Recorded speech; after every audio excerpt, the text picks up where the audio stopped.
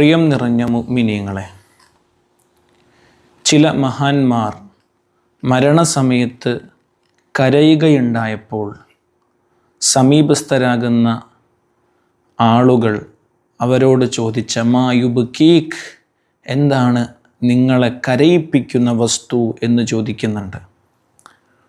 ഇബ്രാഹിമുൻ നഖഈ റളിയല്ലാഹു അൻഹുവിന് വഫാത്തിൻ്റെ സമയം മഹാനുഭാവൻ ഇങ്ങനെ കരയുകയാണ്. ആ കരച്ചിലിൻ്റെ അർത്ഥം എന്താണെന്ന ചോദ്യത്തിന് അവിടുത്തെ മറുപടി, എന്നോട് അള്ളാഹുവിങ്കൽ നിന്നും ഒരു ദൂതൻ കടന്നു വരികയും എനിക്ക് ലഭിക്കാൻ പോകുന്ന അതേ വലിയ വലിയ സുഖങ്ങളെ സന്തോഷ വാർത്ത അറിയിക്കുകയും ചെയ്യുന്നത് ഞാനിങ്ങനെ നോക്കിക്കാണുകയാണ്. അത് കണ്ടുകൊണ്ട് സന്തോഷത്തിൻ്റെ ആനന്ദാശ്രുക്കളാണ് എൻ്റെ കണ്ണിൽ നിന്നും പൊഴിയുന്നത് എന്നാണ് മഹാനുഭാവൻ നൽകിയ മറുപടി. അതുപോലെ തന്നെ അബ്ദുല്ലാഹി ഇബ്നുൽ മുബാറക് റളിയല്ലാഹു അൻഹു മരണസമയത്ത് പെട്ടെന്ന് തൻ്റെ അടച്ചുവെച്ച കണ്ണുകളെ തുറക്കുന്നുണ്ട്. എന്നിട്ടൊരു ചിരിയാണ്. എന്നിട്ട് അവിടുന്ന് പറയുന്നുണ്ട്, ലിമിസ്ലി ഹാദാ ഫല്യഅമലിൽ ആമിലൂൻ, ഇതുപോലെയുള്ള അനുഗ്രഹങ്ങൾക്ക് വേണ്ടി അതേ പണിയെടുക്കുന്നവർ പണിയെടുക്കട്ടെ എന്ന അർത്ഥം വരുന്ന ഖുർആനിക സൂക്തത്തെ ഓതിക്കൊണ്ട് അവിടുന്നതാ മരണത്തെ പുൽകുന്നതായി കാണാം.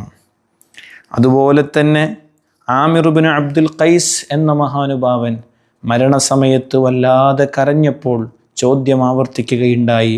മറുപടി, എനിക്ക് ലഭിക്കുന്ന അനുഗ്രഹങ്ങൾ കണ്ടതിനാൽ എൻ്റെ ജീവിതത്തിൽ പല രാത്രികളും ഞാൻ കിടന്നുറങ്ങിപ്പോയല്ലോ, പല രാത്രികളും എനിക്ക് എല്ലാ അധിക ദിവസങ്ങളിലും ഞാൻ ചെയ്യുന്ന ഇബാദാത്തുകളെ കൊണ്ട് ധന്യമാക്കാൻ കഴിഞ്ഞില്ലല്ലോ, അതും കൂടെ കിട്ടിയിരുന്നുവെങ്കിൽ എന്ന സങ്കടമാണ് എനിക്കുള്ളത് എന്ന് ആമിർ ഇബ്നു അബ്ദുൽ ഖൈസ് എന്നവർ പറയുന്നത് കാണാം.